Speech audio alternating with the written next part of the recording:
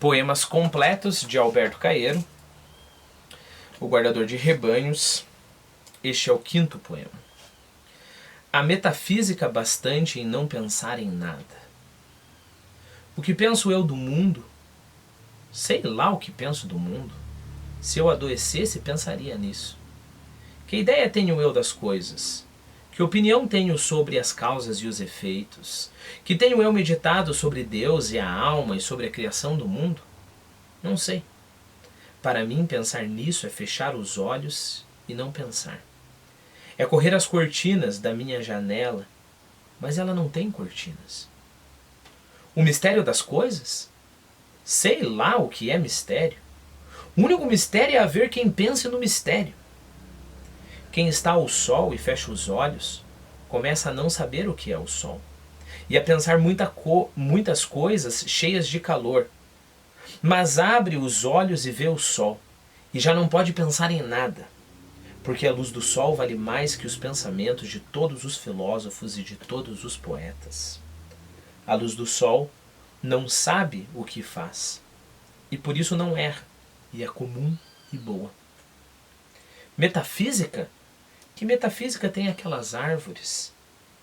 Há de serem verdes e copadas, e de terem ramos, e há de dar fruto na sua hora, o que não nos faz pensar, a nós, que não sabemos dar por elas. Mas que melhor metafísica que a delas, que é a de não saber para que vivem, nem saber que o não sabem?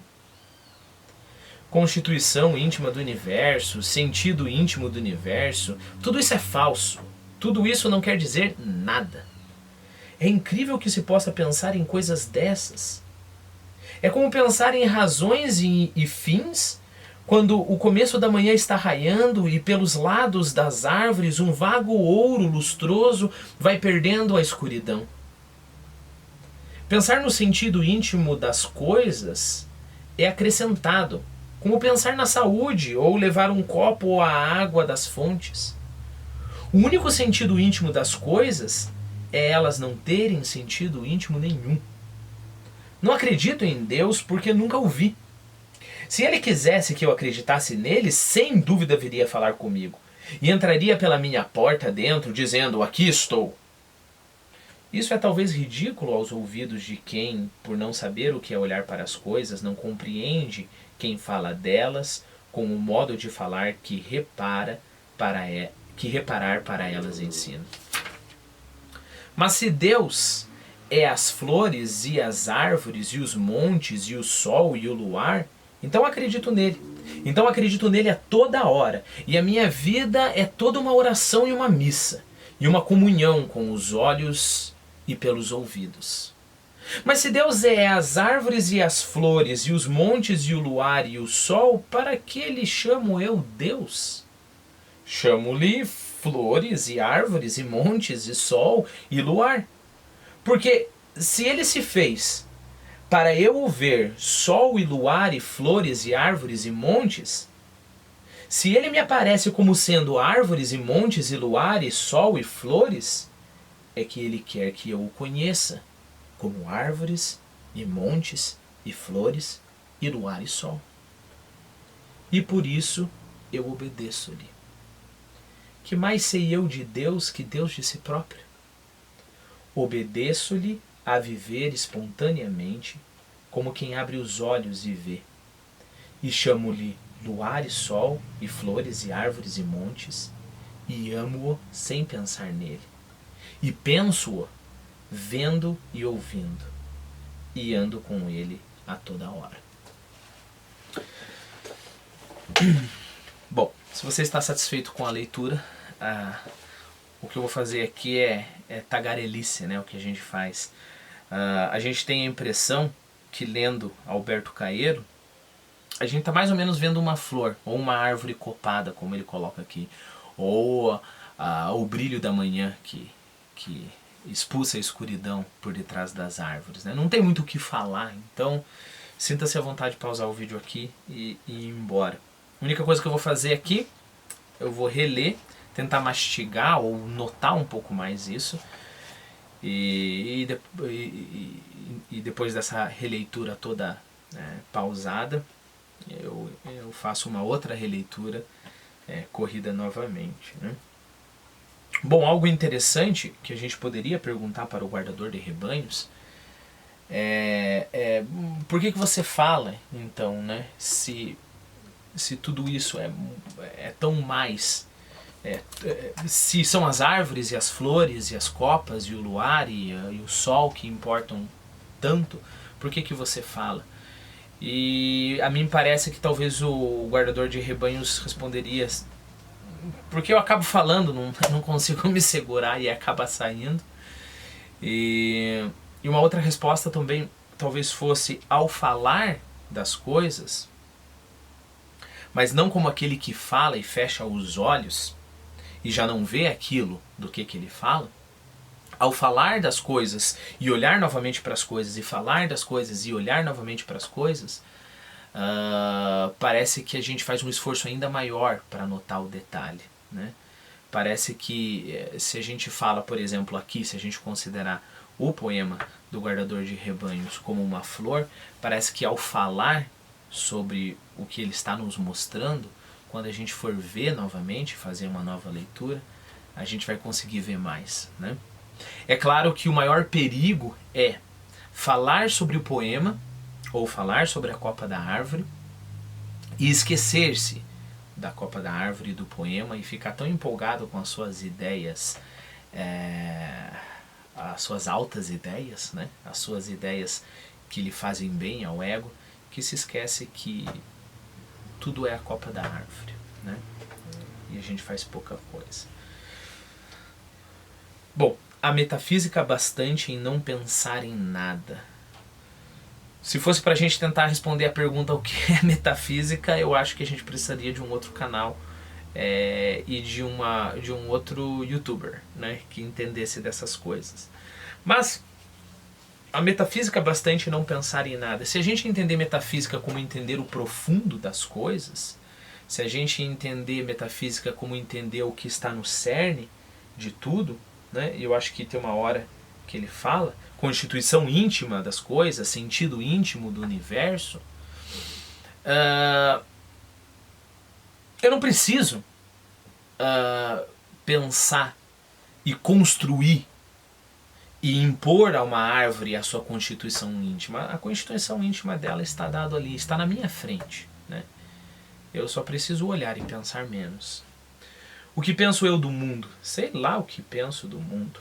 Se eu adoecesse, pensaria nisso, né? Pense nessa afirmação. Se eu adoecesse, eu pensaria o que penso eu do mundo. Uma coisa é ir notando o mundo e sempre encontrando conclusões temporárias. Como parece que as conclusões dele quando ele fala de Deus, né? Não, eu não acredito em Deus, mas se Deus são as flores... Se as flores são Deus, e então eu acredito em Deus. Mas por que eu vou chamar ele de Deus? Então eu não vou chamar ele de Deus, vou chamar de flores. Então eu estou obedecendo a Deus. Então é tudo provisório, né? Ele não está aqui tirando uma conclusão do mundo, tirando uma conclusão da sua vida. Nós somos animais racionais, somos seres racionais, e o pensamento é natural pra gente, né? Mas não precisa eu chegar, bom, agora eu vou resolver o mistério de toda a criação, né? Como um filósofo prepotente. Estou falando como um filósofo prepotente porque tem muitos filósofos que são muito, muito, muito bons e eles não são prepotentes, né? O Russell, por exemplo, escreveu todas as investigações. Russell, ok? O filósofo alemão, não o Russell. Escreveu todas as investigações dele, e aí, se eu não me engano, num dos livros ele falou, olha, e eu acho que eu não falei quase nada, eu acho que tudo que eu falei está errado, né? Santo Agostinho também. Santo Agostinho escreveu, bom, você deve saber que o Santo Agostinho, se você pegar a Suma Teológica, só a Suma Teológica, Santo Agostinho escreveu mais coisa, mas só a Suma Teológica, sei lá, deve ser lá o que, umas 10 mil páginas aquilo ali. E aí no final da vida dele ele fala que tudo que ele escreveu é só um vislumbre do que ele realmente queria escrever. Então acho que o ponto não é tanto não pensar em nada, mas não ter essa postura doente, né, de saber, afinal de contas, de fazer essa pergunta para si mesmo. Afinal de contas, o que sei eu do mundo e o que é o mundo? Ah, eu vou escrever tudo no meu caderninho aqui, vou escrever uma tese, um livro filosófico, pronto, resolvi a questão do mundo, né? Parece que é nesse sentido que ele fala, que sei eu do mundo? Só se eu tivesse doente, só se eu me trancasse no meu quarto e parasse de viver e esquecesse essa complexidade infinita do mundo, é que eu conseguiria escrever alguma coisa sobre o mundo. Caso contrário, que sei eu do mundo? Assim como Santo Agostinho vai dizer, o que sei eu do mundo? Eu sei o que eu vi e o que eu vi é quase nada, né? Então, se ele adoecesse, sei lá, espiritualmente, psicologicamente, até fisicamente, que dele não precisaria sair e ver as árvores e conseguiria andar pelos campos, daí talvez ele passasse o tempo dele ali trancado no quarto tentando saber o que ele pensa do mundo, né?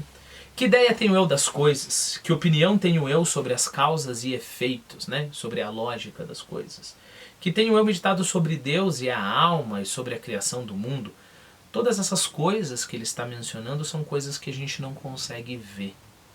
Repare, eu não acho que seja tão simples dizer, então ele simplesmente está atacando Deus, né? Isso se torna uma coisa bem séria no poema número 8, que ele fala sobre o menino Jesus, né? E aí tem umas críticas lá que o Espírito Santo é uma pomba boba e Deus é um velho chato que está lá. E aí parece que está resolvida essa questão. Não, ele está criticando Deus totalmente. Se Deus é essa coisa que a gente tem que pensar e construir e descobrir o que ele é, repare essa parte aqui do poema, que mais sei eu de Deus que Deus de si próprio? Né? Então, se Deus é esse que as pessoas já teorizaram e já mostraram a sua história e a sua personalidade, e eu tenho que acreditar no que essas pessoas falaram, que sei eu de Deus? Né? Isso é só questão abstrata, a alma, a criação do mundo, que sei eu dessas coisas? Essas coisas nem existem, né? Nem consigo ver essas coisas. Só que repare, se Deus é isso que eu acabei de mencionar, né? Não sei. Para mim, pensar nisso é fechar os olhos e não pensar. É correr as cortinas da minha janela. Mas ela não tem cortinas. Quer dizer, eu já estou tão acostumado a não pensar nessas coisas. E aí a gente pensa, será que isso é a tua realidade mesmo? Ou a tua pretensão? Parece que o guardador de rebanhos ele sempre vai se treinando em não ficar... em cada vez abrir mais cortina, arrancar a cortina para que a janela dele esteja aberta, né? E ele receba o mundo.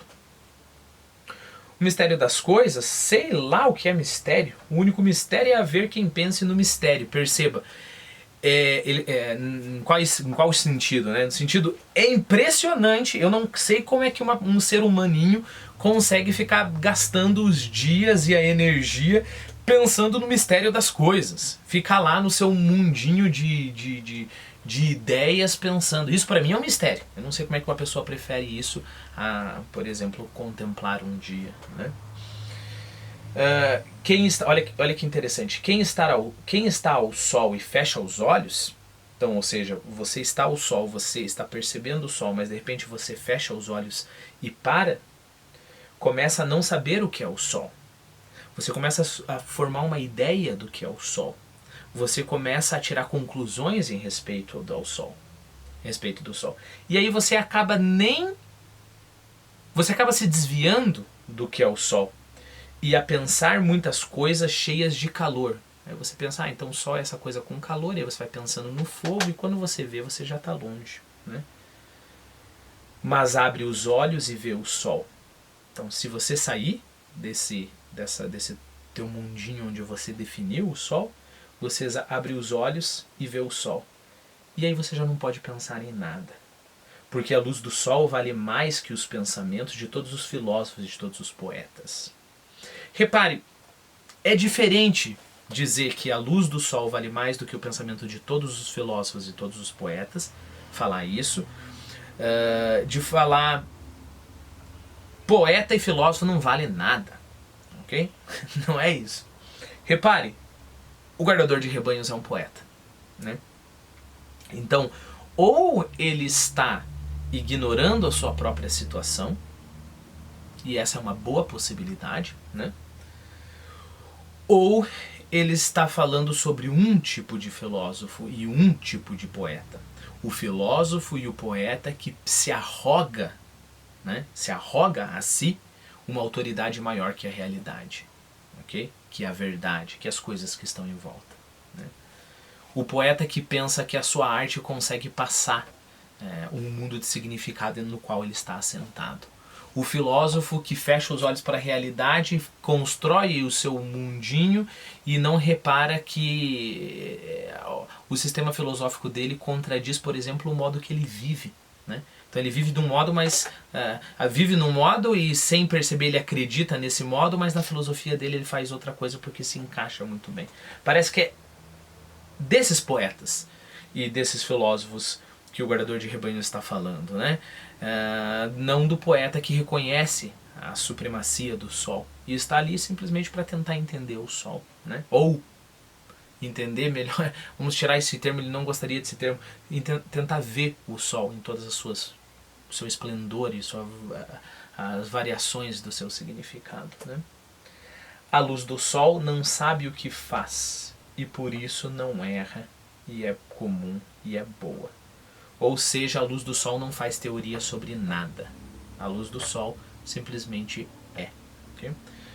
Vou abrir um outro vídeo para a gente continuar analisando a próxima parte.